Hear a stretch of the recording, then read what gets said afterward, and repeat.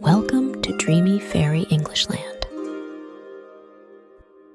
Today, I'm going to tell you a fantastic story. Wicked. In the land of Oz, everyone knows about the Wicked Witch, Elphaba. But in truth, she is not a bad person. Actually, she is kind and cares for animals. So why did she become the Wicked Witch? Relax and get cozy. You can choose a comfortable position. Let's dive into the fantastic story.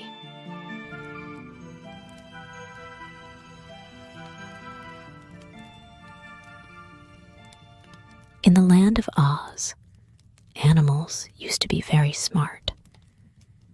They could talk, understand people, and live like humans.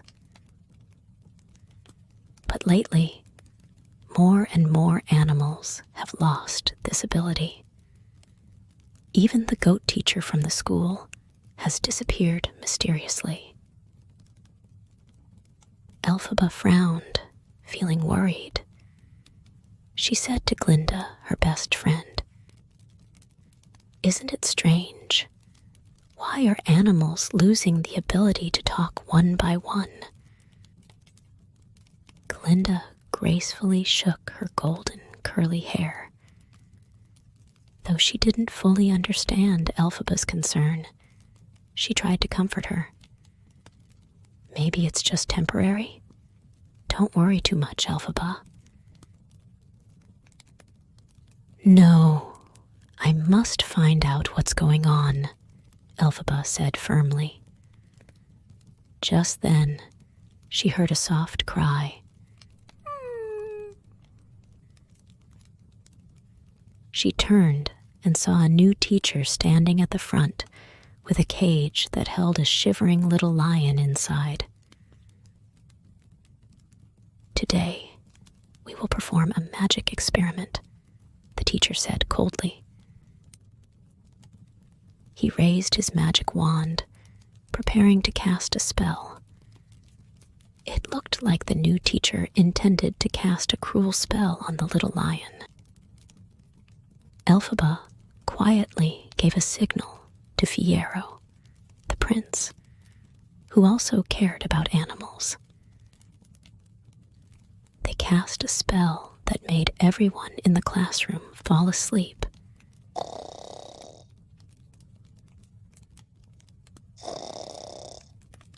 Then opened the cage.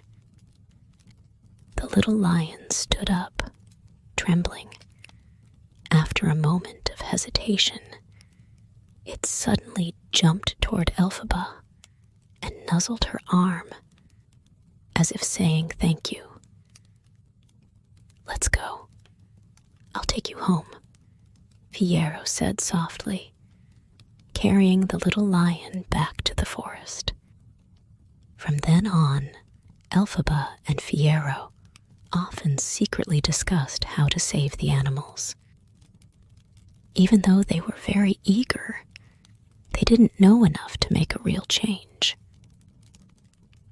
Before long, Elphaba had been invited by the Great Wizard of Oz because of her magical talents. She hoped to learn magic from him and also tell him about the animals, asking for his help. She invited her best friend Glinda to go with her to the Emerald City. When they arrived in the Emerald City, they were amazed by the sight before them. Everything was green, and all the buildings sparkled with beautiful light.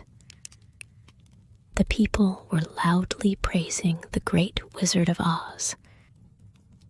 The Wizard of Oz himself seemed funny and friendly.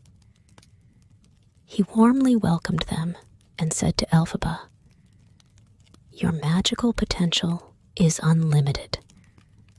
Let me see your abilities." He took out an old magic book and asked Elphaba to read a spell. Elphaba did as he asked. She said the spell, and suddenly the monkey guards next to her grew wings and started flying.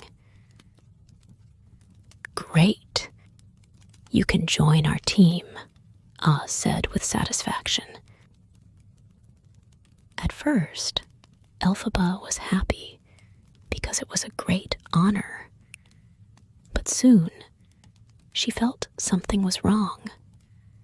She noticed that the monkeys were struggling in pain, as their new wings seemed to hurt them. Later, she accidentally heard Oz talking to the school principal.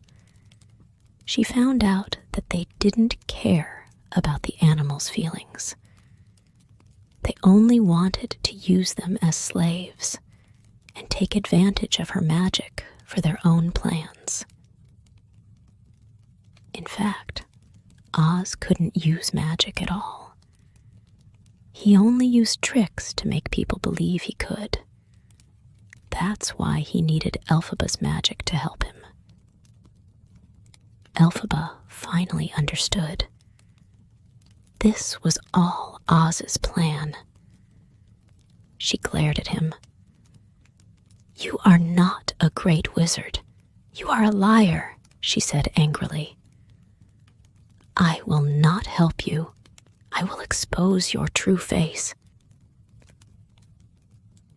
Oz didn't want the truth to come out, so he ordered his men to capture Elphaba. Elphaba used her magic to fight back. Just then, Glinda helped her escape. This time, Glinda didn't say yes when Elphaba invited her to leave together. With tears in her eyes, she said to Elphaba, "I know you have your mission to fight Oz and save the animals. I support you in following your own path and chasing your dreams. But I don't have your magical talent. I just want to stay at school and continue learning magic. But I hope you remember, no matter where you go, you will always be my best friend." She put the wizard's cape on Elphaba. Elphaba looked at Glinda and understood that, even though their dreams were different, they would always understand and support each other. "Thank you, Glinda. You will always be my friend." Elphaba smiled, and after saying that, she flew off on her broomstick, starting her brave adventure. After this, Oz was afraid that Elphaba would reveal that he couldn't use magic. So he spread rumors calling her the Wicked Witch and told everyone to stay away from her. But Elphaba was no longer afraid. She knew who she was, and she didn't need anyone else's approval. She would follow her own path.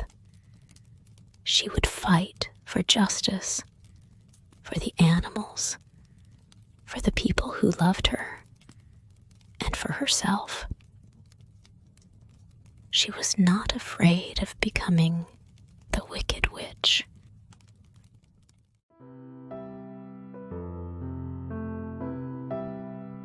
In this story, we can see that even though Elphaba and Glinda have different dreams, they still cherish their friendship. They always understand and support each other, reminding us that true friends will be there for us when we need them. No matter how different our paths are, we will never be alone. also, Elphaba teaches us about confidence and courage. She never relies on others to confirm her value because she knows she has unique talents. She always stands by her values and justice. Good night, and may you have a night full of dreams and hope.